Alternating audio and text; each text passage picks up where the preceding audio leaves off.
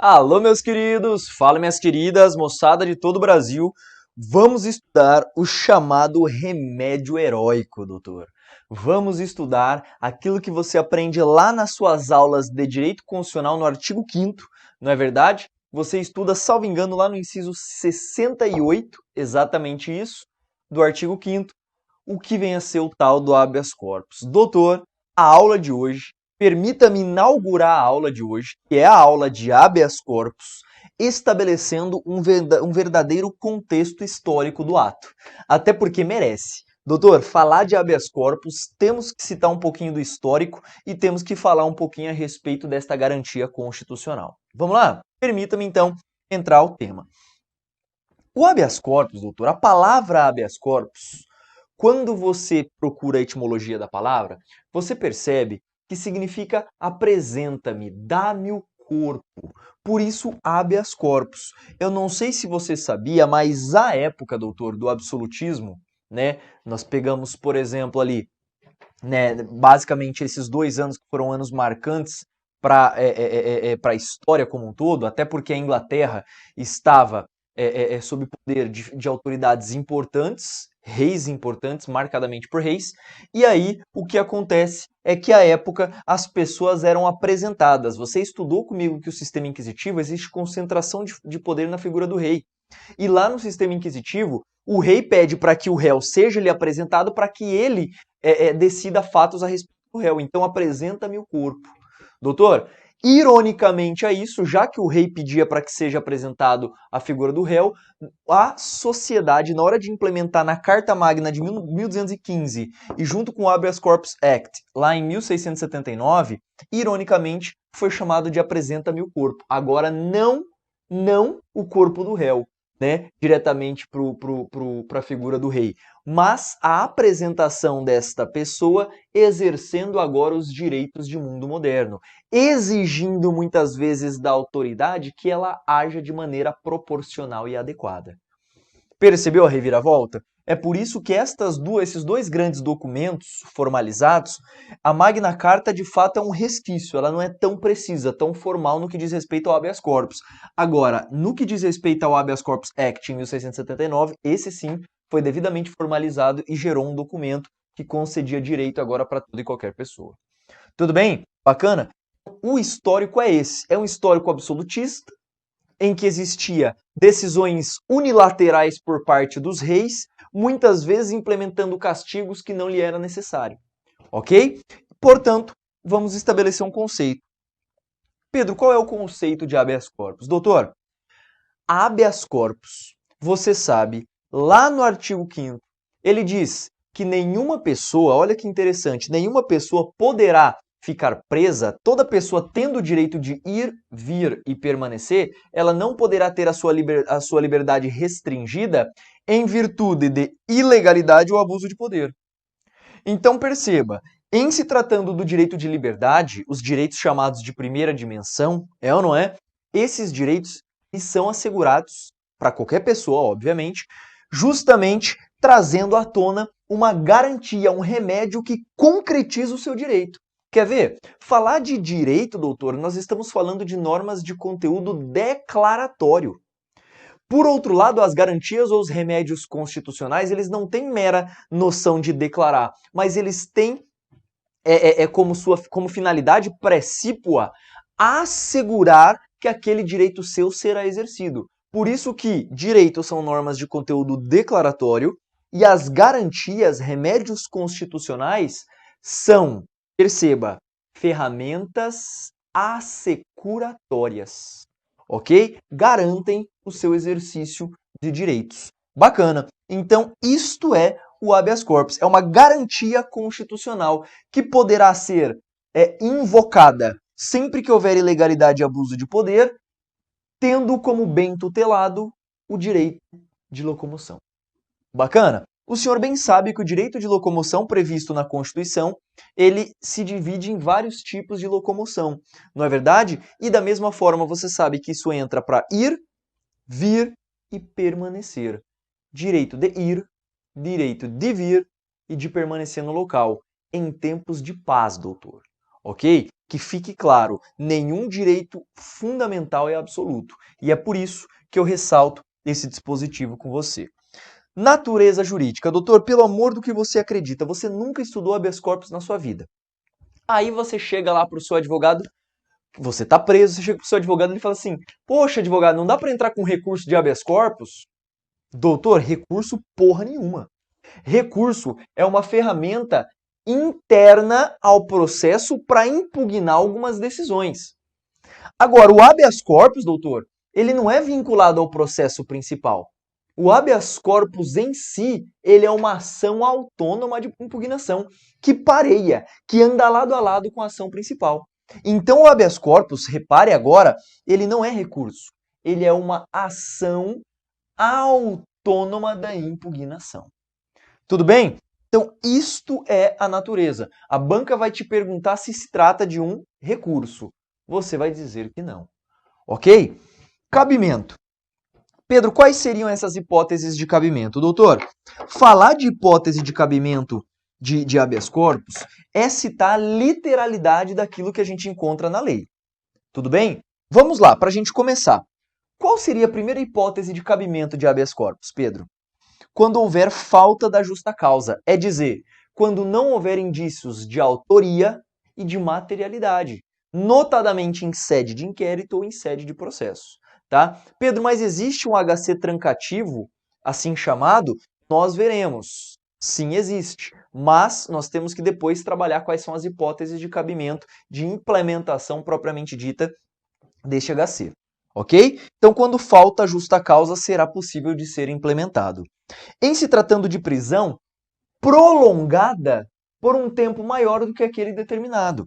Então, prisão, quando ela se der por mais tempo do que o previsto na lei ou do que o previsto no mandado, neste caso, prisões que forem prolongadas, obviamente, são passíveis de serem combatidas, guerreadas com habeas corpus.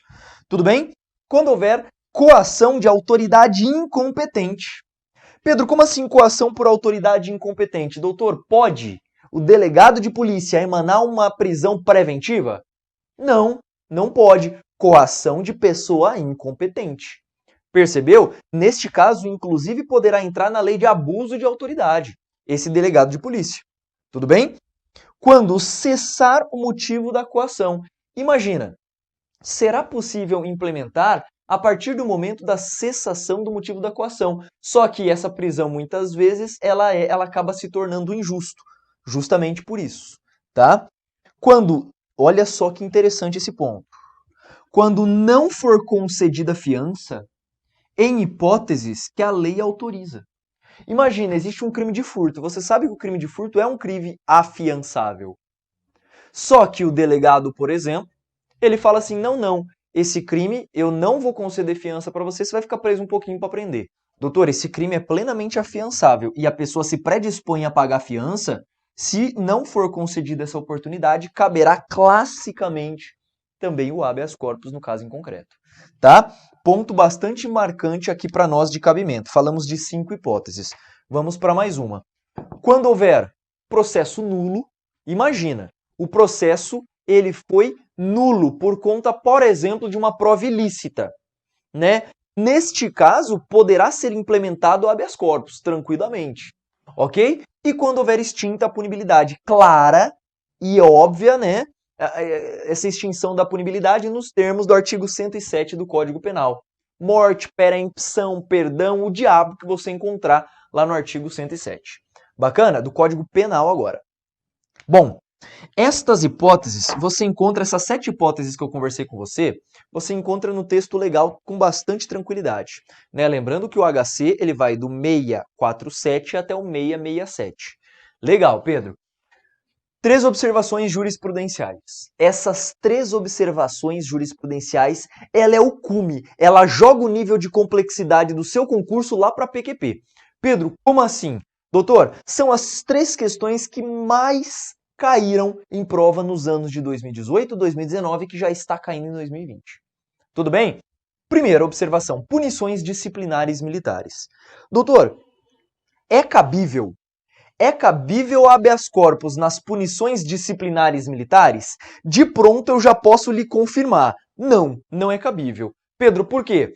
Doutor, porque isso vai de encontro à hierarquia disciplina do militarismo. Você sabe muito bem que a parte militar, a justiça militar inclusive como um todo, e também o militarismo dentro do poder executivo, este militarismo, repare agora, hein?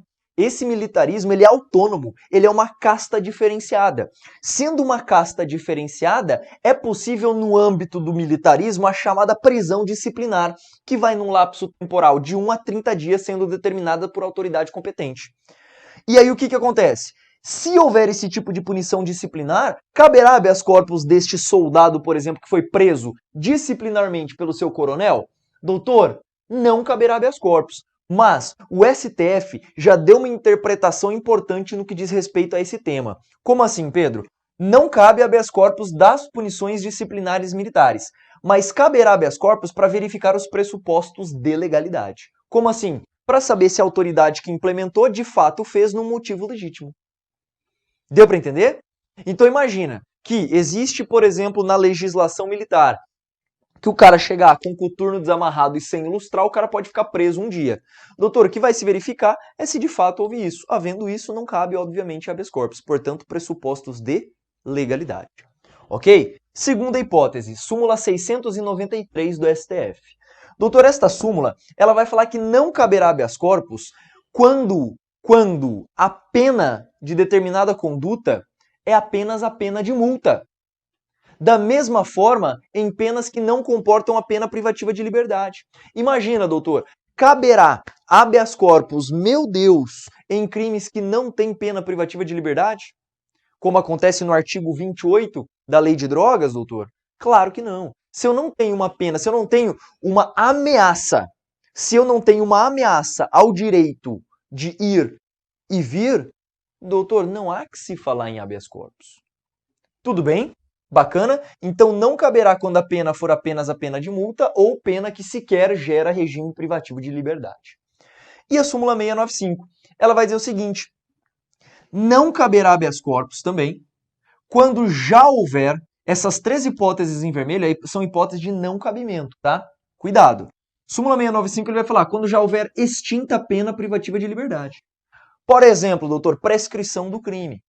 Então, olha que interessante. Já foi extinta a pena privativa de liberdade. Havendo esta condição, súmula 695 vai falar que, pronto, não é cabível também o habeas corpus. Pedro, por que não é cabível? Porque não tem pena privativa de liberdade. Percebeu? Neste caso, ferramenta que pode ser utilizada em tese, sai do HC e entraria um mandado de segurança. Tudo bem? Bacana? Então fechamos o quarto tópico, que são as hipóteses de cabimento, e eu trouxe 3 jurisprudências que não caem, despencam em provas. Tudo bem? Superamos e vamos trabalhar um pouquinho com as espécies. Doutor, a doutrina costuma trabalhar com 3 espécies de habeas corpus e uma um pouco mais inovadora, que é uma hipótese mais recente, aceita também pela jurisprudência. Pedro, quais seriam estas situações? Primeiro, a primeira espécie que diz respeito ao habeas corpus, repare, nós temos o habeas corpus preventivo, nós temos o habeas corpus repressivo e nós temos o habeas corpus suspensivo. Pedro, como assim? Vamos lá. Falando primeiro do habeas corpus preventivo. Doutor, o HC preventivo é aquele habeas corpus que será impetrado justamente quando houver, repare agora, apenas uma ameaça, mas precisa ser uma ameaça concreta à liberdade do indivíduo. Quer ver? Deixar de dar acesso ao advogado aos autos de inquérito que já foram documentados possibilita, viabiliza a impetração de habeas corpus preventivo. Por quê, Pedro? Porque dos documentos colhidos em sede de inquérito, futuramente isso pode pleitear uma preventiva, uma temporária ou até mesmo uma prisão ad pena, uma prisão condenatória. Então repare que deixar de dar acesso geraria, portanto, hipótese de cabimento de HC preventivo. E o documento emanado é o salvo-conduto. Então, olhe, o habeas corpus preventivo culmina, visa, tem a finalidade de que o juiz emane um chamado salvo-conduto.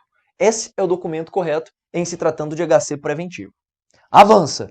Agora, existe o HC repressivo. Doutor, se por um lado o HC preventivo é utilizado antes da inserção em pena privativa de liberdade, vale dizer, se o HC preventivo é usado antes de restringir a liberdade do cara, quando esta liberdade já está restringida, o HC não será mais preventivo, mas repressivo. E aí o HC repressivo solta um documento, gera um documento chamado de alvará de soltura. Ok? Salvo o conduto, não houve restrição de liberdade da pessoa ainda, né, do paciente. Alvará de soltura, já houve a questão da colocação em regime de restritivo de liberdade. Pedro, e o suspensivo? Doutor, o HC suspensivo é aquele que será emanado quando já tiver um mandado em aberto, mas nele não foi cumprido ainda. Tanto é que o documento gerado é o contramandado. Repare que no HC suspensivo ele suspende o prazo trazido pelo mandado, suspende o efeito do mandado propriamente dito. Então imagina, já existe um mandado em execução e descobre-se que a polícia amanhã vai cumpri-lo. O advogado entra hoje com o HC o quê?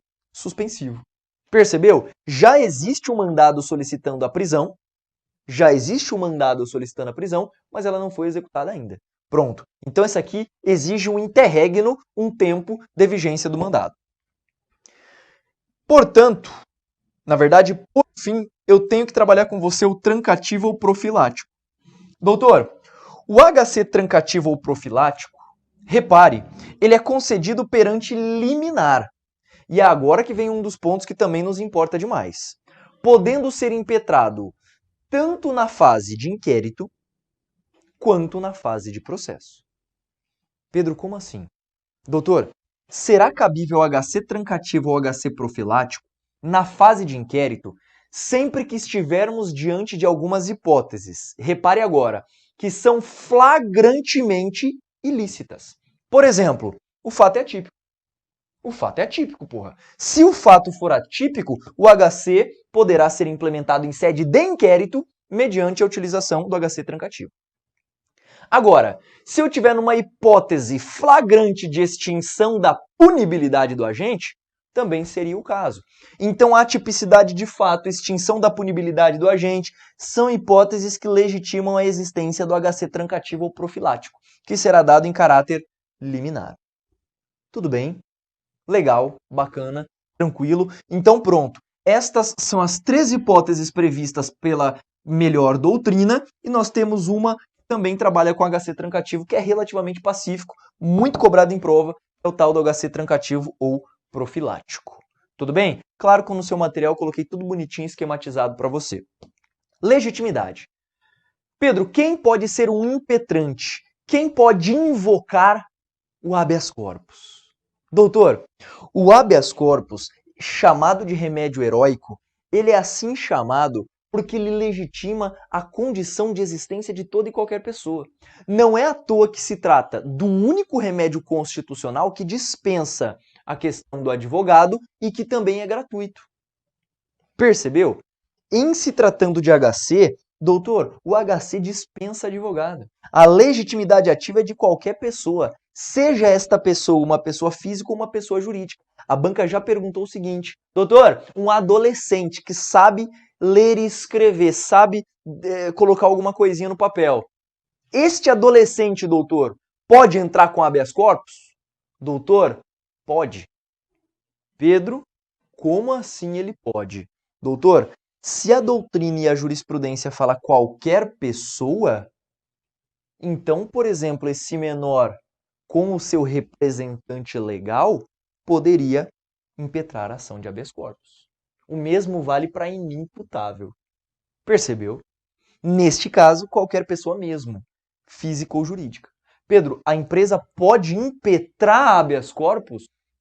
Doutor, cuidado com isso, hein? Em se tratando de impetrante, sim, ela pode impetrar. O que ela não pode é ser paciente, nós veremos já já. Ok?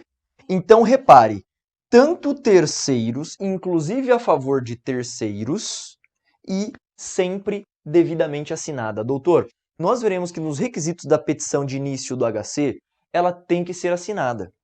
Não há que se falar em habeas corpus apócrifo. Vale dizer, habeas corpus que não tem a identificação de quem o prolatou. Ok? Esse habeas corpus poderá ser feito por qualquer pessoa, inclusive por estrangeiro e menores, muita atenção nesse ponto, quando devidamente assinada. Pedro, mas e se ela não tiver capacidade de assinar? E se ela não for alfabetizada? O analfabetismo seria uma hipótese de inviabilizar o exercício do HC? Doutor, claro que não. Hoje já existe doutrina pacífica e jurisprudência falando que essa pessoa pode assinar com a sua impressão digital, por exemplo, atestando de fato a autoria de quem está sendo o impetrante. Tudo bem? Então, física ou jurídica, inclusive de terceiro, devidamente assinada. Bacana. Esta é a legitimidade ativa, ou seja, quem entra com o pedido. Pedro, e a legitimidade passiva? Doutor, repare, quando eu trabalho com a legitimidade passiva, olha que importante. A favor de quem? Quem é o paciente propriamente dito do habeas corpus? Doutor, a legitimidade passiva só pode ser de pessoa física. Vale dizer, só pode ser paciente do remédio, repare, quem tem liberdade de locomoção. E doutor, só quem tem liberdade de locomoção? Só pessoa física. Pessoa jurídica nenhuma tem liberdade de locomoção, pelo menos que eu conheço. Ah, Pedro, mas existe o Ronald McDonald, que é do Mac, ele anda pra lá e pra cá.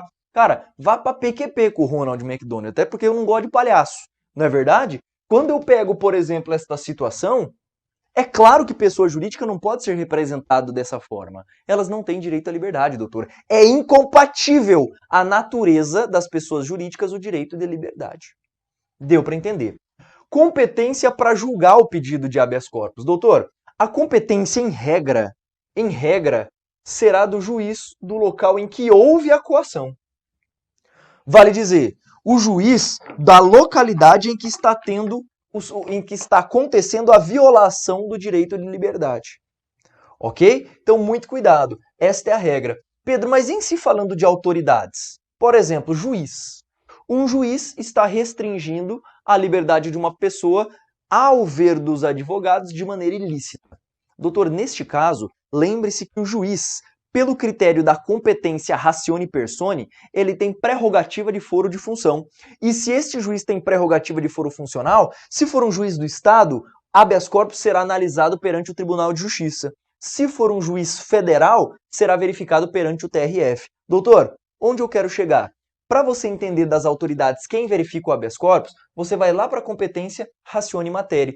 Perdão, ratione materia não, ratione persone, né? Igual já citei aí para você, em razão da pessoa, que é a prerrogativa de foro. Então, por favor, coloque aí no seu material, faça essa correção.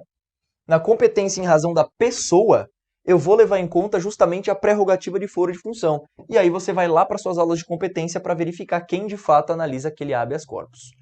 Tudo bem? É claro que eu também coloquei isso no material para você entender um pouquinho. Permita-me citar mais uma jurisprudência muito visada em prova, e esta diz respeito à súmula 690 do STF. Doutor, questionou-se a seguinte tese.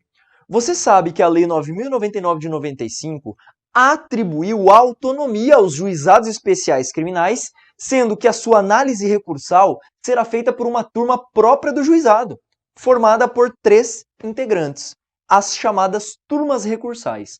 Doutor, da decisão de primeira instância do GCRIM cabe recurso para a turma recursal, só que daí questiona-se, Pedro, e o habeas corpus impetrado contra a decisão da turma recursal? Quem avalia? Doutor, olha só que interessante, habeas corpus contra a decisão de turma recursal antigamente ia para o STF. Essa porra não acontece mais. A súmula 690 pacificou a seguinte situação. Compete ao Tribunal de Justiça no âmbito dos GCRIMs estaduais e aos tribunais regionais federais no âmbito do GCRIM federal, pautado pela Lei 10.259 de 2001, compete ao TRF, então, no caso do GCRIM federal, HC da decisão de turma recursal de GCRIM. Tudo bem? Então esta súmula também vem sendo cobrado. Se a turma recursal, por exemplo, concede uma medida que é violadora da liberdade de locomoção do indivíduo, pronto, caberá habeas corpus ao TJ se o GCRIM for estadual ou ao TRF se o GCRIM for federal. Não mais isso suplantando-se pelo STF. Legal. E processamento do habeas corpus. Doutor, estamos diante de um tema que é muito importante. Quando uma pessoa tem o seu direito de liberdade violado, doutor, pleiteia-se a celeridade do processo, para que ela fique com a sua liberdade restringida o menos tempo possível. E aí, nós já temos a primeira aplicação importante para nós na prova. O processamento do habeas corpus será feito mediante simplicidade dos atos e pela sumariedade do rito. Ok? Então obedecerá o rito sumário, no seguinte aspecto que a gente vai conversar. Primeiramente, peticiona-se o pedido de habeas corpus. Bacana, Pedro. Essa petição de habeas corpus será feita em 3 vias, uma original e 2 cópias. Bacana. Essas 3 vias, você sabe que não precisa de advogado para essa petição inicial. Eu já te avisei que dispensa advogado esse remédio constitucional. E nesta petição inicial, deverá conter, primeiro, o nome da pessoa que teve a sua liberdade restringida. Nome do paciente. Bacana, Pedro. É claro, a suposta autoridade coatora também é recomendável que tenha, mas você não vai encontrar diretamente na lei esse dispositivo. Motivos nos quais gerou o regime de liberdade ou, em se tratando da ameaça, aquilo que de fato a fundamente, né, com elementos concretos. E a assinatura da pessoa que está impetrando esse habeas corpus. Bacana. Fiz a petição inicial, a própria... Olha só que interessante. Por se tratar de uma sumariedade de ato e pela simplicidade, nós não temos uma fase de instrução propriamente dita na impetração de habeas corpus, doutor. O que se preconiza é que a petição inicial já venha diretamente com os elementos de prova pré-constituídos no seu bojo, no seu corpo.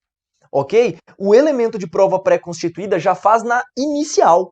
Percebeu? Já se inicia com a prova pré-constituída. Você verá que não existe, não estou dizendo que não é possível, mas é que em tese não existe uma fase de instrução no HC, porque eu tenho que fazer o procedimento bastante rápido. Ok?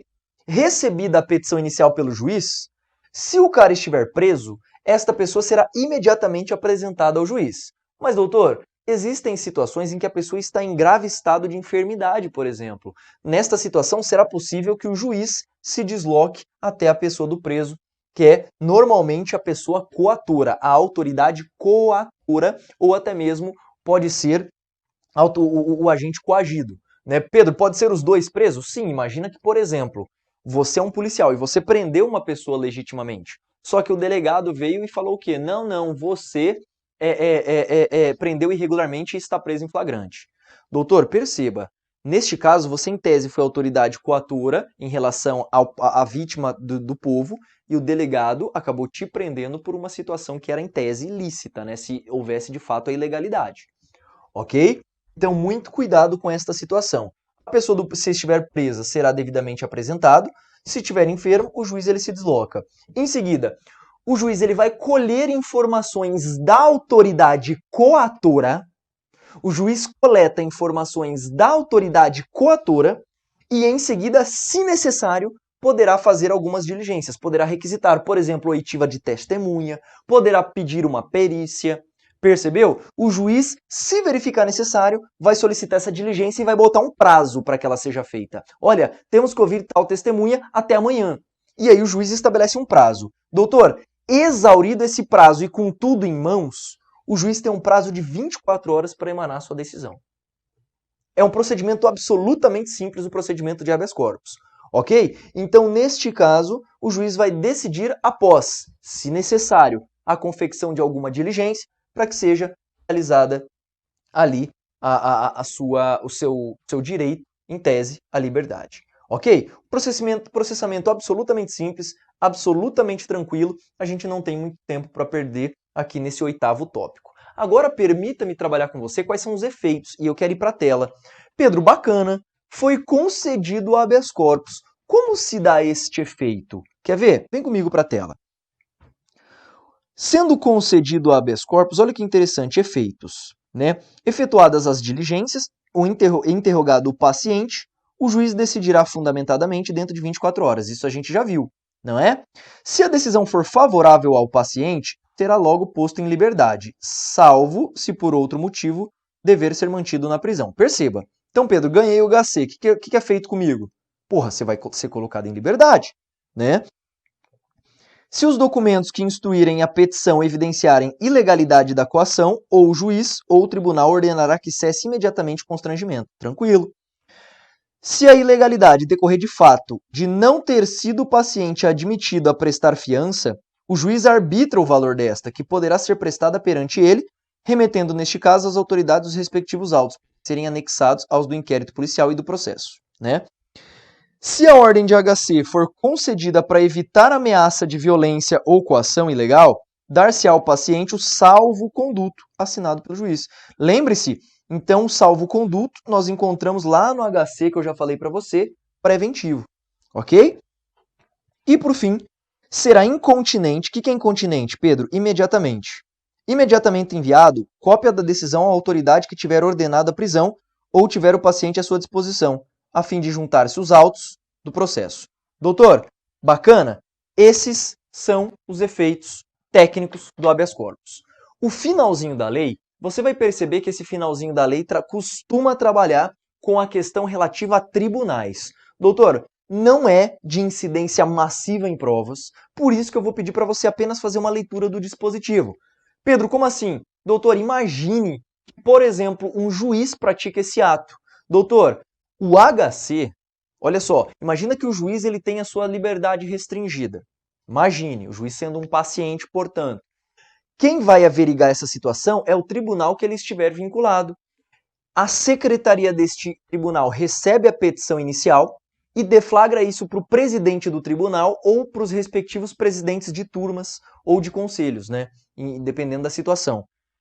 E aí o que acontece? Neste âmbito poderá ser concedida a liminar e se ela não for concedida, será votado isso entre os membros. Então é um procedimento um pouquinho mais peculiar, mas ele é muito simples. Eu peço para você fazer a leitura, portanto, daquilo que a banca pode explorar. E doutor, neste ponto, nesse aspecto, eu exauri com você o tema de habeas corpus, que é importantíssimo no que diz respeito ao processo penal, sendo sempre vinculado a esta área, ao direito constitucional também. Bacana? Matéria simples que dá para você gabaritar aí na sua prova.